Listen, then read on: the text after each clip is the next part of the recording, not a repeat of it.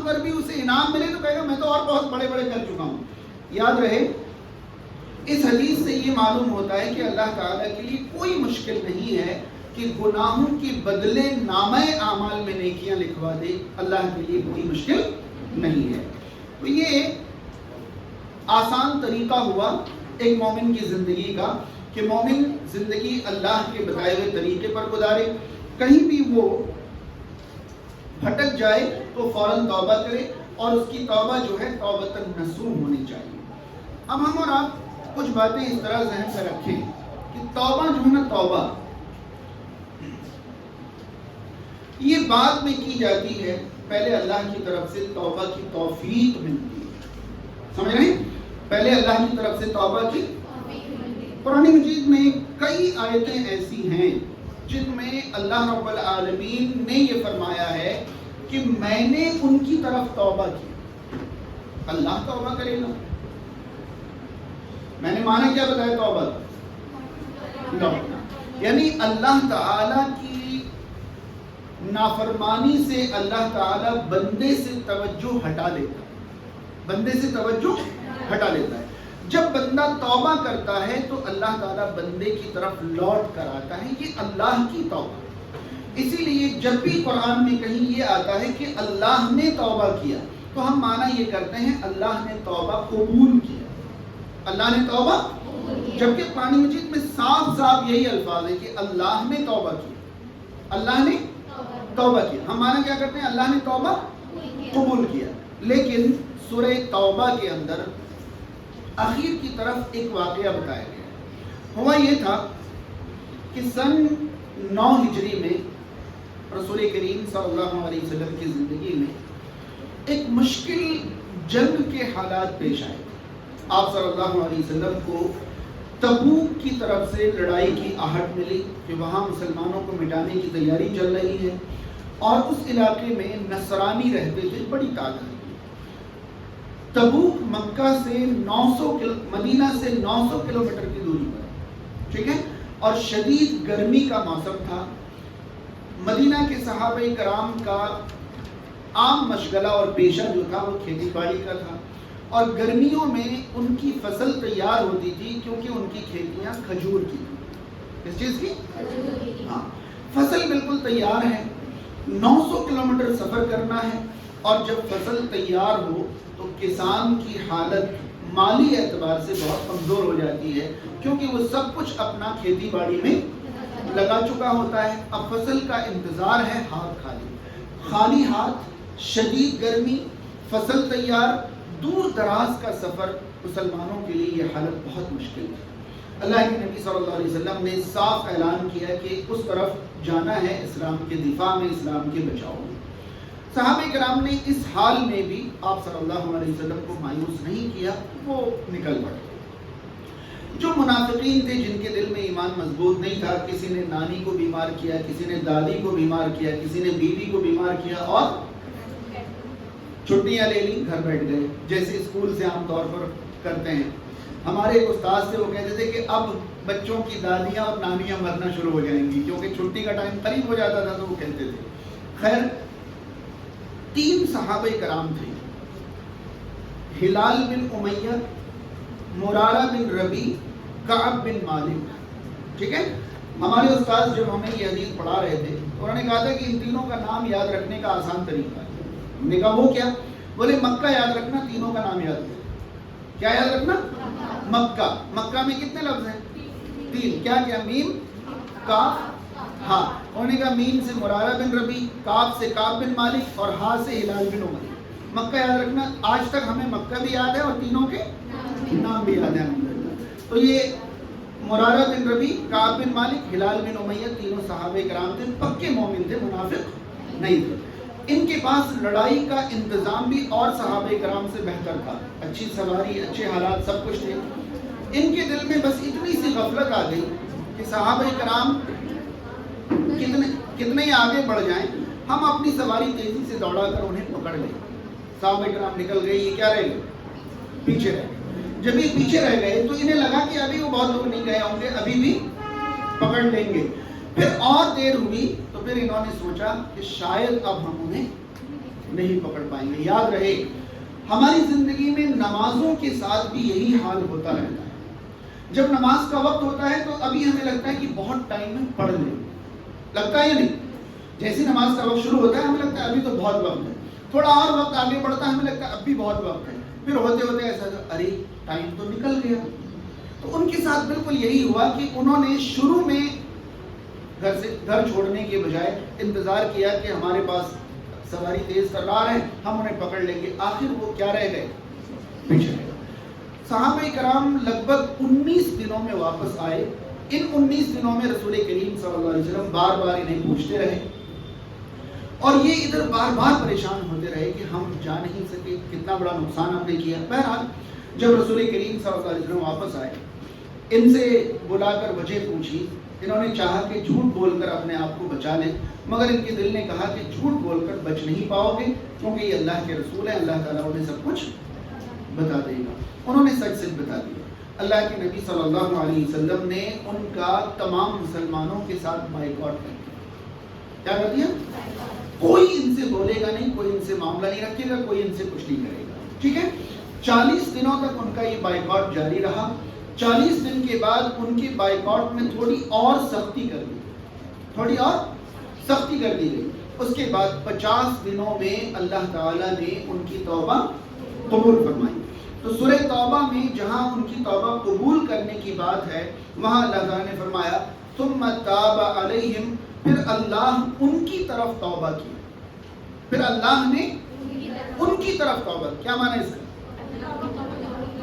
اللہ نے ان کی توبہ قبول کیا. یہ تو بعد میں ہوگا, ابھی تو انہوں نے توبہ کی ہی نہیں. اللہ نے انہیں توبہ کی توفیق دی.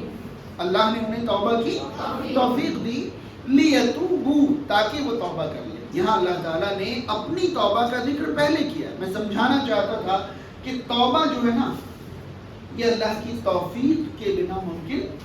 ہم توبہ بعد میں کرتے ہیں, پہلے اللہ تعالیٰ ہمیں توبہ کی توفیق دیتا ہے. اور اللہ تعالیٰ توبہ کی توفیق صرف ان کو دیتا ہے جن کے دل میں اللہ کا ڈر اور اللہ کا خیال موجود ہے. اللہ کا ڈر اور اللہ کا خیال. گناہ کرنا ایک الگ چیز ہے, لیکن انسان آپ دیکھیں گے کچھ لوگ ایسے ہیں جو گناہ کرتے ہیں انہیں کچھ پرواہ ہی نہیں کہ ان سے ہو کیا رہا ہے, اور کچھ لوگوں سے گناہ ہو جاتا ہے اور وہ اللہ سے یہ مجھ سے کیا ہو گیا, یہ میں نے کیا کر دیا, یہ میں کیا کر رہا ہوں. تو ایسے ہی لوگوں کو اللہ تعالیٰ کس چیز کی توفیق دیتا ہے؟ توبہ کی. تو یہاں اللہ رب العالمین نے فرمایا کہ پھر اللہ تعالیٰ ان کی طرف متوجہ ہوا تاکہ وہ توبہ کریں.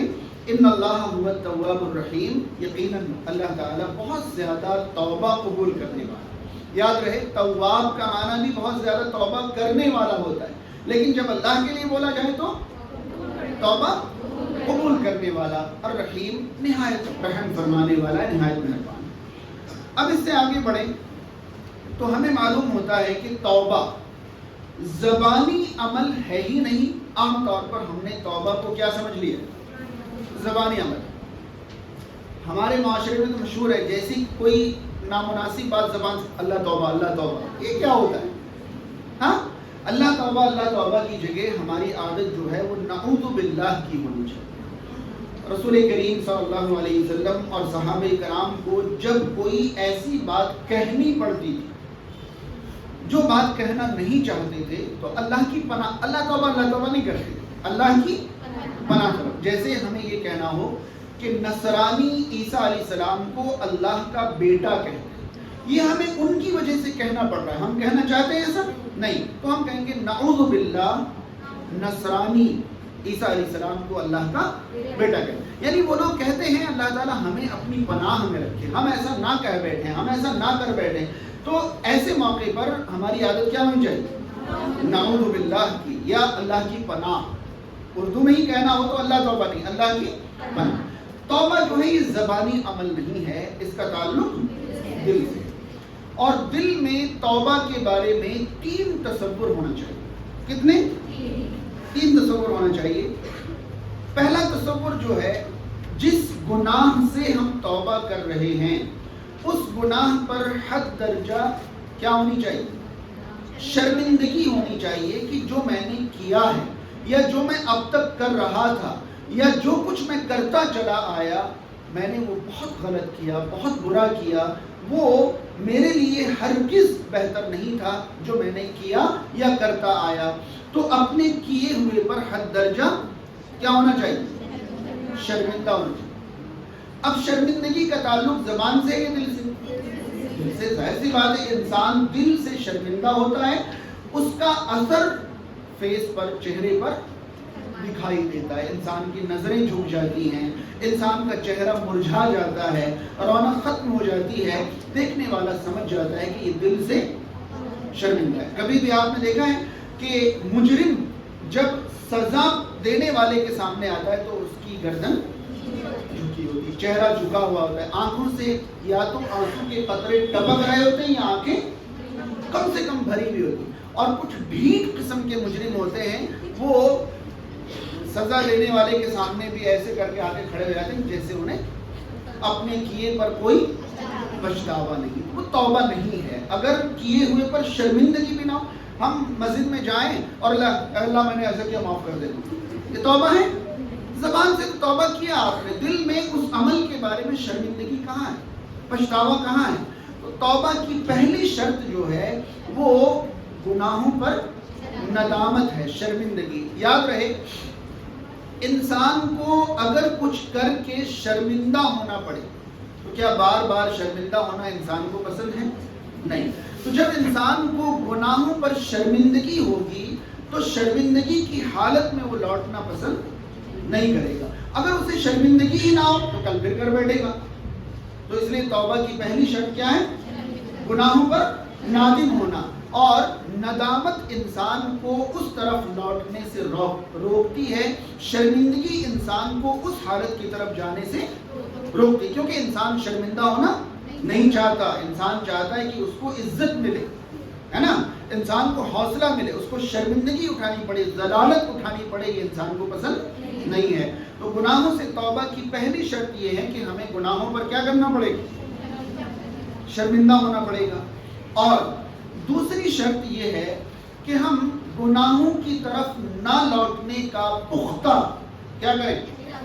ارادہ کریں. اس کا تعلق کہاں سے؟ اس کا بھی تعلق دل سے ہے. مضبوط ارادہ کہاں ہوتا ہے؟ دل سے ہوتا ہے. تو توبہ کا تعلق زبان سے تو سرسری ہے، اصل تعلق جس نے زبان سے توبہ کیا، اللہ توبہ اللہ کی ہے، اس کی کوئی حیثیت نہیں. وہ زبان سے لاکھ کرتا رہے، بار بار کہتا رہے، جب تک توبہ کہاں سے نہ ہو؟ دل سے نہ ہو، اللہ کے یہاں وہ توبہ ہی نہیں مانا جاتا. اور توبہ کی پہلی شرط ہے کہ دل سے شرمندہ ہو. دوسری شرط یہ ہے کہ دل میں اس طرف واپس نہیں جانے کا مضبوط ارادہ ہو. ٹھیک ہے؟ ابھی رمضان آیا ہے، توبہ کر لیتے ہیں، رمضان کے بعد تو پھر وہی کرنا ہے، یہ توبہ نہیں ہے. کم سے کم یہ توبۃ نصوح نہیں، توبۃ نصوح نہیں، ہم توبۃ نصوح. اب وہ میں بتانا بھول گیا کہ پہلی شرط میں نے بتائی کہ توبہ کی پہلی شرط ہے دل سے گناہوں پر شرمندہ. اگر شرمندگی نہیں ہے تو توبہ میں بے شرمی کی ملاوٹ ہو گئی. جب ملاوٹ ہو گئی تو یہ توبہ خالص نہیں رہی. میں نے پہلے بتایا تھا کہ توبۃ نصوح کا معنی خالص توبہ. ٹھیک ہے؟ یعنی توبہ کرتے ہوئے جب ہم گناہوں پر نادم ہوں تو ندامت بھی خالص ہو. اگر اس شرمندگی میں بے شرمی داخل ہو گئی، ڈھیٹ پن داخل ہو گیا تو یہاں ملاوٹ آ گئی اور یہ توبہ توبۃ نصوح نہیں رہا. اسی طرح دوبارہ پلٹ کر نہیں جانے کا مضبوط ارادہ ہو تو یہ خالص توبہ ہے. تھوڑا بہت ارادہ، اگر ضرورت پڑے چلا بھی جاؤں گا، تو گویا کہ کیا ہو گئی؟ ملاوٹ ہو گئی. اب ملاوٹ ہو گئی، اگر واپس نہیں جانے کا پختہ ارادہ نہیں ہے تو یہ توبۃ نصوح نہیں ہے، کیونکہ اس میں ملاوٹ ہو گئی.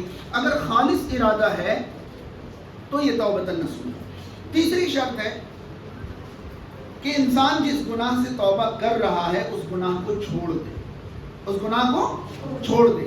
اگر انسان گناہ پر باقی ہے اور توبہ کر رہا ہے تو گویا کہ وہ اللہ تعالیٰ سے مذاق کر رہا ہے، گویا کہ وہ اللہ تعالیٰ سے مذاق کر رہا ہے. یہاں بھی اگر وہ گناہ پر باقی ہے اور توبہ کر رہا ہے تو اس کی توبہ خالص نہیں ہے. گناہ چھوڑ دے، جو کیا ہے اس پر شرمندہ ہو اور اس طرف دوبارہ لوٹ کر جانے کا ارادہ نہ ہو، مضبوطی سے اس سے بچنے کا ارادہ ہو. یہ توبۃ نصوح کی 3 شرائط. ان شرائط میں ذرا سی بھی ملاوٹ ہو گئی وہ توبہ تو کہلائے گی لیکن توبۃ نصوح نہیں کہلائے گی. جبکہ ابھی لیکچر سے پہلے کسی نے تلاوت کی تھی، وہی توبۃ النصوح والی آیتیں پڑھی تھی، وہ انشاءاللہ بعد میں ہم دیکھ لیں گے. یا ایھا الذین آمنوا توبوا الی اللہ توبۃ نصوحا، اے وہ لوگ جو ایمان لائے ہو اللہ کی طرف توبہ کرو، ایسی توبہ جو کہ خالص ہو، جو اس طرح کی ملاوٹوں سے پاک ہو جو ابھی آپ کو بتائیں گے. دیکھیے جو بھی ہم گناہ کرتے ہیں اس گناہ کی بنیادی طور پر دو قسمیں ہوتی ہیں. بعض گناہ وہ ہوتے ہیں جو ہم اللہ کے حقوق میں کوتاہی کر کے کرتے ہیں، اور بعض گناہ وہ ہوتے ہیں جو ہم بندوں کے حقوق میں کوتاہی کر کے کرتے ہیں. ٹھیک ہے، تو اگر ہم نے اللہ کے حقوق میں کوتاہی کی ہے، یعنی نمازیں قائم نہیں کی، روزے ہم سے رہ گئے، ٹھیک ہے، یا اس طرح کے گناہ کیے جن کا تعلق کس کے حق سے، تو ان گناہوں سے توبہ کے لیے یہ تین شرائط کافی ہیں. لیکن اگر گناہ بندوں کے حقوق سے متعلق ہے تو ان تین کے ساتھ ایک چوتھی شرط بھی عائد ہوتی ہے، اور وہ چوتھی شرط ہے بندے کا حق بندے کو لوٹا دے. بندے کا حق بندے کو، ہاں، ایسا نہیں کہ اپنے پڑوس کی 100-150 گز زمین قبضہ کر لیا اس کے بعد کا اللہ اب میں توبہ کرتا ہوں کیونکہ میرا کام تو ہو چکا. جب تک آپ وہ بندے کو واپس نہیں کریں گے توبہ قبول نہیں ہوگی. اگر واپس کرنا ممکن نہیں ہو تو اس بندے سے معاف کرائیں گے، اس بندے سے معاف کرائیں گے. اگر واپسی بھی ممکن نہ ہو اور معافی بھی ممکن نہ ہو تو ان کی طرف سے وہ مال صدقہ کر دیں. ان کی طرف سے وہ مال، میں یہ سب اس لیے بتا رہا ہوں کہ ایک آدمی سعودی گیا، وہاں گھپلے ماری کر کے آ گیا، اب نہ ہی وہ واپس جا سکتا ہے لوٹانے کے لیے اور نہ ہی اس سے معافی مانگ سکتا ہے کیونکہ کوئی کنیکشن نہیں ہے. اب ان کی طرف سے وہ مال کیا کرنا ہوگا، جس کا ثواب کس کو پہنچے گا، مالک کو پہنچے گا، کیونکہ اس مال کا مالک یہ ہے ہی نہیں، مال کا مالک تو کوئی اور ہے. اگر اس کی حالت اتنی بری ہو گئی ہو کہ صدقہ بھی ممکن نہ ہو تو یہ اس کے حق کے برابر اس کے لیے دعا کرے کہ اے اللہ اتنا اسے اپنی طرف سے عطا فرما. یاد رہے گا سب کچھ. اگر گناہ بندوں کے حقوق سے متعلق ہے، یاد رہے اللہ کے حق میں کوتاہی ہو جائے اللہ غفور الرحیم ہے. بندے غفور بھی نہیں ہیں، اور بندے ایک گناہ معاف کرتے ہیں اور اس پر بھی 100 بار احسان جتلاتے ہیں. اس دن ایسا کیا تھا، کچھ کیا میں نے آپ کو، کچھ کہا، 100 بار، اور دوسری بار کیا تو فوراً بھیج پکڑ لیتے. تو بندے غفور الرحیم نہیں ہیں، اور بندوں کے حقوق میں کوتاہی ہو جائے تو اللہ معاف نہیں کرتا جب تک بندہ، اور بندے اس قدر معاف کرنے والے نہیں ہیں. تو ہمیں بندوں کے حقوق کے بارے میں زیادہ گھبرانا چاہیے، ڈرنا چاہیے کہ ہم سے کسی کا کوئی حق مارا نہیں جائے. ٹھیک ہے، اور اگر بندوں کے حق مارے جائیں تو شرمندگی، اس گناہ کو چھوڑنا اور دوبارہ نہیں کرنے کا پختہ ارادہ، ان تین شرائط کے ساتھ چوتھی شرط ہے بندے کے ساتھ معاملہ رفع دفع کرنا. اور رفع دفع کی جو شکلیں ہیں، یا تو حق واپس کیا جائے، یا تو اس سے معافی مانگی جائے، یا اس کی طرف سے صدقہ کر دیا جائے، یا پھر اس حق کے برابر اس کے لیے دعا کر دی جائے. یہ توبہ کی کیا ہوئی، شرائط ہوئی. ان کے بغیر جو ہے توبہ قبول نہیں ہے. یہ توبۃ النصوح ہے. اب سب سے اہم چیز جو میں آپ تک پہنچانا چاہتا ہوں وہ یہ کہ بندے گناہ پر گناہ کرتے جا رہے ہیں لیکن خالص توبہ نہیں کر رہے ہیں. یہ ہمارے معاشرے کی ریالٹی ہے، حقیقت ہے یا نہیں. ڈوبے ہوئے گناہوں میں لیکن توبہ کی توفیق انہیں نہیں مل رہی. وہ کون سی چیزیں ہیں جن سے انسان کی توبہ کی توفیق چھن جاتی ہے، یہ ہمارے لیے سمجھنا اور جاننا بہت زیادہ ضروری ہے تاکہ ہماری زندگی میں یہ چیزیں نہیں آنے پائیں. کون سی چیزیں ہیں جن سے توبہ کی توفیق چھن جاتی ہے، یا یوں کہیں توبہ کی توفیق نہیں ملتی.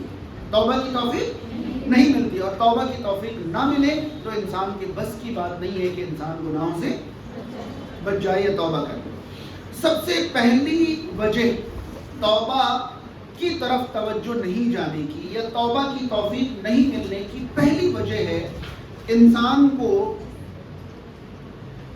اپنی زندگی بہت لمبی لگتی ہے. انسان کو اپنی زندگی، عربی میں اس کو طول العمل کہتے ہیں، آرزوؤں کی لمبائی، امیدوں کی لمبائی. انسان کو اپنی زندگی بہت، 20 سال کے بچے تو یہ سمجھتے ہیں ابھی ہم انڈے سے ہی باہر نہیں نکلے، ابھی توبہ کی کیا ضرورت ہے. سمجھ رہے ہیں؟ بڑھاپے میں پکڑ لیں گے مسجد، پہلی صف میں حاضری دے دیں گے، یعنی ابھی انہیں اپنی زندگی بہت 30 سال کی عمر ہو جائے پھر بھی لگتا ہے ابھی تو آدھی بھی نہیں گزری ہے، ابھی تو بہت باقی ہے۔ 40 میں بھی 80 سال کے بڈھوں کو ٹہلتے ہوئے دیکھ کر خوش ہو رہے ہوتے ہیں کہ جب یہ ٹہل رہے ہیں تو ہمارا کیا، سمجھ رہے ہیں؟ تو یہ اصل میں عبرت کا مقام ہے کہ انسان کو اپنی زندگی ختم ہوتی بھی دکھائی نہیں دیتی ہے، اس لیے وہ توبہ نہیں کر پاتے، جبکہ اللہ رب العالمین کا صاف صاف فرمان ہے یا ایھا الذین آمنوا اتقوا اللہ حق تقاتہ، اے وہ لوگوں جو ایمان لائے ہو اللہ سے اتنا ڈرو جتنا ڈرنے کا حق ہے، ولا تموتن الا وانتم مسلمون، اور تمہیں ہرگز موت نہ آئے مگر اس حال میں کہ تم مسلمان ہو، تمہیں ہرگز موت نہ آئے مگر اس حال میں کہ تم مسلمان ہو یا فرما بردار ہو۔ یہ کب ممکن ہوگا؟ جب انسان ہر عمر میں، ہر اسٹیج میں، ہر موقع پر اللہ کا فرما بردار رہے، تبھی تو۔ موت کا تو کسی کو پتا نہیں ہے، جب بھی موت آئے فرما برداری کی حالت میں آئے، کنٹینیو فرما بردار بنے رہیں گے، جبھی تو فرما برداری میں موت آئے گی۔ تو انسان اس بات کا انتظار نہ کرے کہ ابھی میری عمر بہت زیادہ ہے، میں آخری عمر میں توبہ کر لوں گی یا کر لوں گا، یہ توبہ کی توفیق نہ ملنے کی سب سے بڑی وجہ ہے۔ میں یہاں آپ کو ایک، پتہ نہیں کتنا وقت ہے میرے پاس، ایک عبرت کی بات بتاؤں۔ فرعون قرآن کی روشنی میں سب سے بڑا کافر تھا، قرآن میں فرعون سے بڑے کافر کا ذکر نہیں ہے، وہ اپنے آپ کو کیا کہتا تھا؟ رب کہتا تھا، انا ربکم الاعلی، ہے نا، رب کہتا تھا۔ لیکن سورہ یونس کی آیت نمبر 90، 91، 92 پڑھیں تو ملے گا کہ جب وہ ڈوبنے لگا نا وہ ایمان لیا، ڈوبنے لگا تو وہ سنا ہے ہم لوگوں نے، جب وہ ڈوبنے لگا کہا آمنت انہ لا الہ الا الذی آمنت بہ بنو اسرائیل وانا من المسلمین، 3 طرح سے اسلام لائے۔ آمنت انہ لا الہ الا اللہ، ایمان لائے، اللہ تعالیٰ نے اس کا ایمان قبول نہیں کیا۔ سوال یہ ہے کہ ایک آدمی جو پوری زندگی خود کو رب کہتا ہو، مرتے مرتے اس کو ایمان کا خیال کیسے آئے؟ انسان زندگی جس طرح گزارتا ہے مرتے ہوئے بھی اسے انہی چیزوں کی یاد آتی۔ اب وہ تو کافر تھا، ابھی بھی تھوڑی دیر پہلے جب پیچھا کرنے نکلا تھا تب بھی معبود سمجھ کر نکلا تھا کہ میں رب ہوں اور مجھے چھوڑ کر بھاگ رہا ہے، وہ تو اسی تصور سے نکلا تھا۔ پھر مرتے مرتے اسے ایمان کا خیال کیسے آ گیا؟ کہیں نہ کہیں ایسا لگتا ہے کہ اس نے یہ بات پہلے سے سوچ رکھی تھی کہ زندگی من کی گزار لو، مرتے ہوئے کیا کر لوں گا؟ توبہ کر لوں گا، ادھر بھی اپنی ادھر بھی اپنی۔ وہ کس کو بیوقوف بنانے چلا تھا؟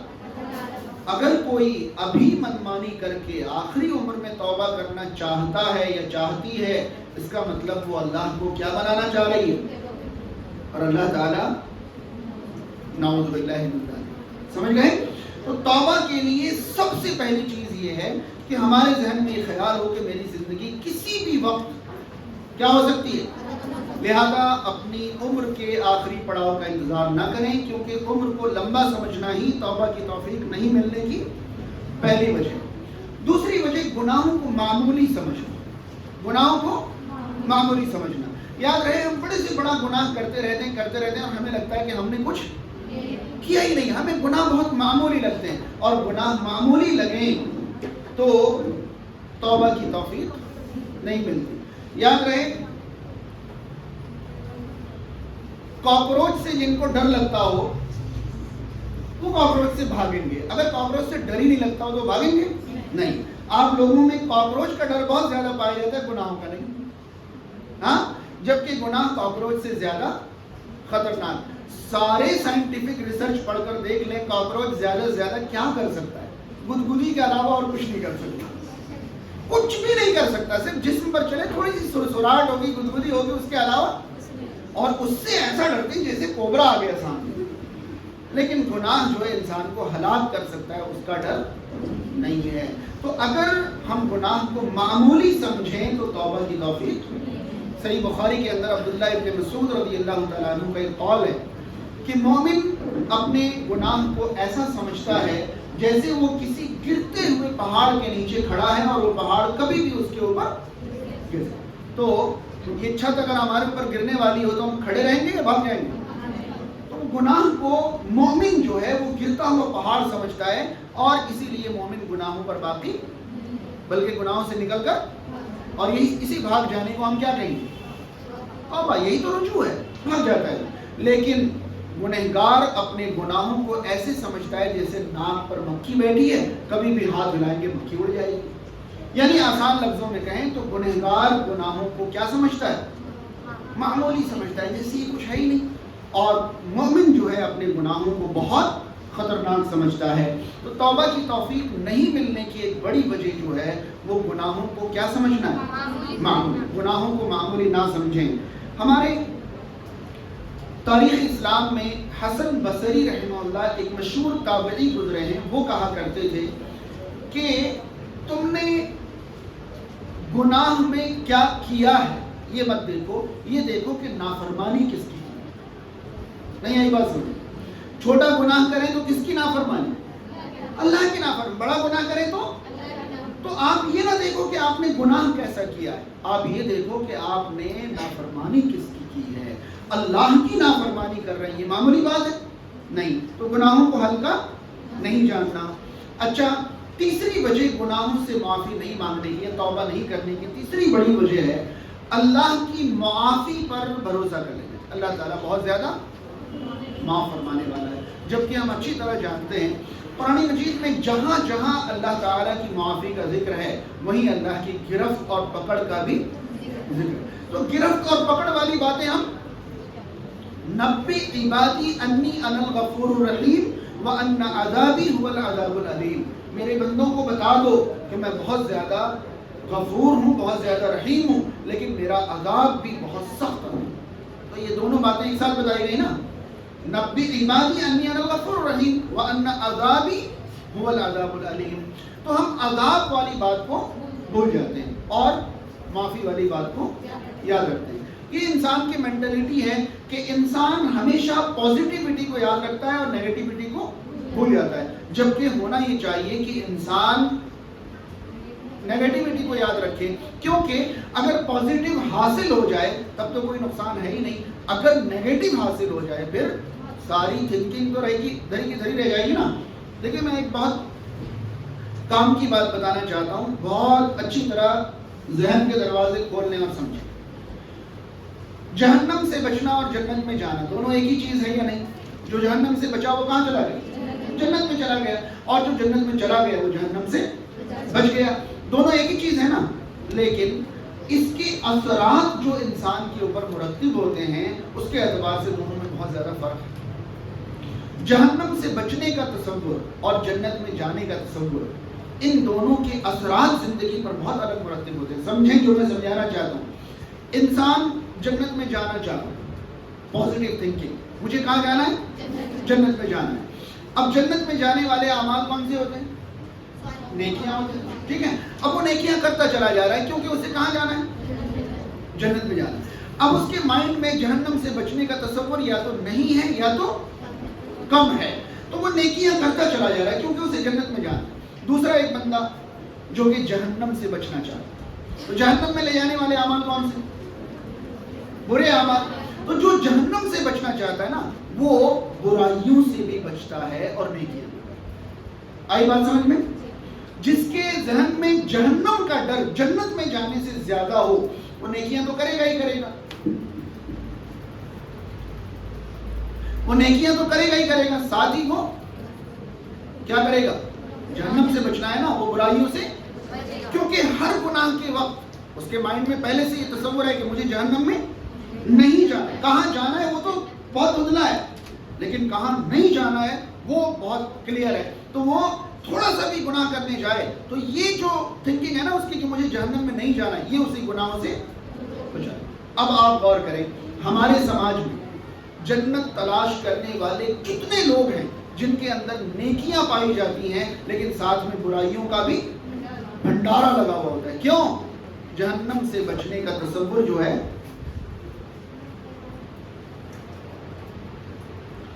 جہنم سے بچنے کا تصور ان کے ذہن میں دھندلا ہے. ہمارے معاشرے کی یہی کمی ہے کہ ہم جہنم سے بچنے کے بارے میں سوچتے ہی نہیں. جبکہ قرآن میں ہر جگہ یہ کہا گیا کہ جو جہنم سے بچ گیا اور جنت میں داخل ہو گیا. یعنی اسٹرانگ تھنکنگ جو ہونی چاہیے وہ کس کی ہونی چاہیے؟ اور جب جہنم سے بچیں گے تو یقیناً جنت میں جائیں. تو فرق آپ نے دیکھا. میں نے کیا کہا کہ جہنم سے بچنا جنت میں جانا سیم چیز ہے. جو بچا ہو گیا اور جو گیا وہ بچا. لیکن زندگی میں اس کے اثرات، صحابہ کرام کے ذہن میں جنت میں جانے کا تصور معمولی ہوتا تھا اور جہنم سے بچنے کا تصور. اسی لیے وہ نیکیاں تو کرتے ہی تھے مگر برائیاں ان کی زندگی میں نہیں تھی. اور یہاں نیکیاں، 5 وقت نماز پڑھ کے باہر نکلے، باہر نکلتے ہی کسی کا مال دبا کے بیٹھ گئے، کاروبار میں جھوٹ بول رہے ہیں، دھوکہ دے رہے ہیں، کیونکہ جہنم سے بچنے کا تصور مضبوط نہیں ہے. اچھا، اللہ کی معافی پر بہت زیادہ بھروسہ کر لینا یہ توبہ کی توفیق نہ ملنے کی ایک وجہ ہے. ٹھیک ہے. اور آخری چیز جو ہے وہ یہ ہے، انسان اپنی تقدیر پر بھروسہ کر کے بیٹھ جاتا ہے. یہ ایک الگ لیکچر ہے. شاید کچھ سال پہلے میں نے پورا ایک لیکچر دیا تھا تقدیر پر ایمان کے بارے میں. صرف ایک بات میں آپ کو سمجھانا چاہوں گا. ہم عام طور پر یہ سمجھ رہے ہیں کہ جو ہماری تقدیر میں لکھا ہوا ہے ہم وہ کر رہے ہیں، جو ہماری تقدیر میں لکھا ہے ہم وہ کر رہے ہیں. بات بالکل صحیح ہے لیکن سمجھنے کے لیے صحیح نہیں. اصل بات یہ نہیں ہے کہ جو تقدیر میں لکھا ہوا ہے ہم وہ کر رہے ہیں. اصل بات یہ ہے کہ جو ہم کر رہے ہیں وہ تقدیر میں لکھا ہوا ہے. فرق کیا ہے دونوں میں؟ اگر ہم پہلے طریقے سے سمجھتے ہیں کہ جو لکھا ہے وہ کر رہے ہیں تو ایسا لگتا ہے کہ ہم مجبور ہیں اور پاور ادھر سے آ رہا ہے. ٹھیک ہے. اور دوسری شکل میں جو ہم کر رہے ہیں وہ لکھا ہوا ہے، یہاں ہم مجبور نہیں ہیں، یہاں ہم بااختیار. ٹھیک ہے. دیکھیے، اللہ نے ہمیں پیدا کیا، نیکی اور برائی دونوں قسم کی طاقت اللہ نے ہمیں دی، مگر ہم کیا کریں گے یہ اللہ کو پہلے سے معلوم تھا. تو اللہ نے وہ علم لکھا، یعنی کریں گے کون؟ ہم کریں گے. ہم نیکی کریں گے یا برائی کریں گے یہ اللہ کو پہلے سے معلوم تھا. تو اللہ نے وہ علم لکھا ہے اور اللہ کا علم غلط نہیں ہو سکتا. اس لیے ہم وہی کریں گے جو وہاں لکھا ہوا ہے، لیکن سمجھیں گے اس طرح نہیں، بلکہ سمجھیں گے اس طرح کہ جو ہم کر رہے ہیں اللہ نے وہ لکھا ہے، کیونکہ ہمارا کرنا اللہ کو پہلے سے معلوم. اب قصوروار کون ہے؟ ہم ہیں. اگر اچھائیاں کریں گے تو بدلہ ملے گا، برائیاں کریں گے تو سزا ملے گی. تو تقدیر پر بھروسہ کر کے، میں نے پچھلی بار بھی کہا تھا کہ کبھی کوئی انسان دنیا کے بارے میں تقدیر پر بھروسہ، گھر میں بستر پر لیٹ جائے اور یہ کہے کروڑ پتی لکھا ہے تو خود بخود گھر میں نوٹ برسیں گے، یہ سوچ کر کوئی گھر میں نہیں بیٹھا. صبح صبح اٹھے گا، جائے گا، دکان کھولے گا، کاروبار کرے گا، سب کچھ کرے گا، کیونکہ دنیا کے بارے میں تقدیر پر بھروسہ، محنت پر بھروسہ. بس جنت جہنم کے بارے میں کیا کریں عمل کر کے؟ جنت لکھی جنت ملے گی اور جہنم لکھی تو لکھی کیوں ہے؟ کیونکہ اللہ کو پہلے سے معلوم ہے کہ آپ ایسا کر کے بیٹھ جاؤ گے، اسی لیے تو جہنم لکھی ہوئی ہے. تو یاد رہے کہ ہمیں سب سے پہلی چیز یہ ہے کہ اپنی زندگی کو لمبی کبھی بھی نہیں سمجھنا ہے. اللہ کی معافی پر حد سے زیادہ توکل کر کے نہیں بیٹھنا ہے. گناہوں کو معمولی نہیں سمجھنا ہے. تقدیر کا سہارا لے کر بری زندگی نہیں گزارنی ہے، بلکہ ہم اللہ کی مرضی پر زندگی گزارتے رہیں گے. کہیں اگر ڈیریل ہو گئے، ڈسٹریکٹ ہو گئے تو فوراً رجوع کرنا ہے، پلٹ کر آنا ہے اور ساری شرائط کے ساتھ اللہ کے سامنے خالص توبہ کرنا ہے، توبۃ النصوح کرنا ہے. یاد رہے توبۃ النصوح خالص توبہ کو کہتے ہیں. اور توبہ کہاں سے تعلق رکھتا ہے؟ دل سے تعلق رکھتا ہے، صرف زبان سے نہیں. اللہ تعالیٰ ہمیں ان باتوں پر عمل کی توفیق عطا فرمائے. السلام علیکم.